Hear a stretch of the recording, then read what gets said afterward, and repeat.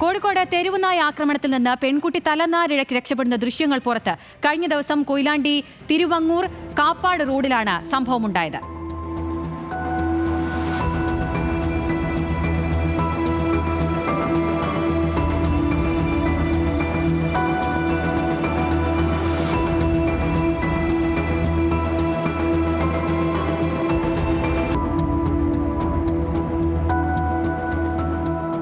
രതീഷ് വാസുദേവനുണ്ട് വിവരങ്ങളുമായി. രതീഷ്, ഇത് അതിഗുരുതരമായ സംഭവമാണ്. തലനാരിഴയ്ക്കാണ് ആ കുട്ടി രക്ഷപ്പെട്ടിട്ടുള്ളത്. എപ്പോഴായിരുന്നു സംഭവം? വിശദാംശങ്ങൾ.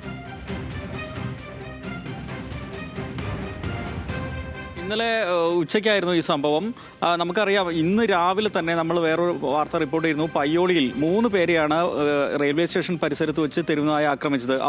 അവർ സാരമായ പരിക്കുകളോടെ കോഴിക്കോട് മെഡിക്കൽ കോളേജ് ആശുപത്രിയിൽ ചികിത്സയിലാണ്. കഴിഞ്ഞ ദിവസമാണ് ഈ ദൃശ്യം, സമാനമായ ദൃശ്യം, ഒരു പെൺകുട്ടിയെ നടന്നു പോകുമ്പോൾ, വീടിന് സമീപത്തുകൂടെ നടന്നു പോകുമ്പോൾ ഓടിക്കുന്ന ദൃശ്യം. ആ കുട്ടി ഓടി ഒരു വീട്ടിലേക്ക് കയറി രക്ഷപ്പെടുന്നതുകൊണ്ട് മാത്രമാണ് പരിക്കുകൾ പറ്റാതിരുന്നത്. ഇത് നിത്യസംഭവമാകുകയാണ്. തെരുവുനായ റോഡുകൾ തെരുവുകളിലൊക്കെ തന്നെ തെരുവുനായയുടെ ശല്യം വർദ്ധിക്കുന്നു. വലിയ ആശങ്കയുണ്ട്. ഇതിനെ നിയന്ത്രിക്കുന്നതിന് തദ്ദേശ സ്വയംഭരണ സ്ഥാപനങ്ങൾ ഉൾപ്പെടെ മുൻകൈ എടുക്കുന്നില്ലെന്ന ആക്ഷേപം വ്യക്തമാക്കുന്നതാണ് ഈ തെരുവുനായയുടെ ആക്രമണം ഉള്ളത്. ABC കേന്ദ്രങ്ങളൊന്നും ശക്തമായി പ്രവർത്തിക്കുന്നില്ല.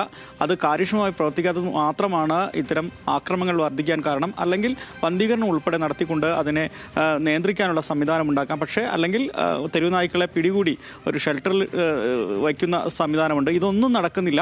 ആശങ്ക വരുത്തിക്കൊണ്ട് തെരുവുനായ്കൾ തെരുവുകളിലൊക്കെ തന്നെ വ്യാപിക്കുകയാണ്. ആ സമയങ്ങളിൽ, അതായത് അല്പം രാത്രിയായാൽ പോലും റോഡുകളിലൂടെ സുരക്ഷിതമായി നടന്നു പോകാൻ പറ്റാത്ത സാഹചര്യമുണ്ട്. ചെറിയ കുട്ടികൾക്കൊക്കെ വലിയ ഭീതിയാണ്.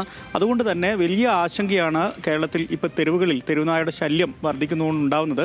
അടിയന്തരമായി ഇടപെടേണ്ട ഒരു സാഹചര്യമാണ്, ഗുരുതര സാഹചര്യമാണ് കേരളത്തിലെ തെരുവുകളിൽ ഈ തെരുവുനായ ശല്യം കൊണ്ട് ജനങ്ങൾ അനുഭവിക്കുന്നത്.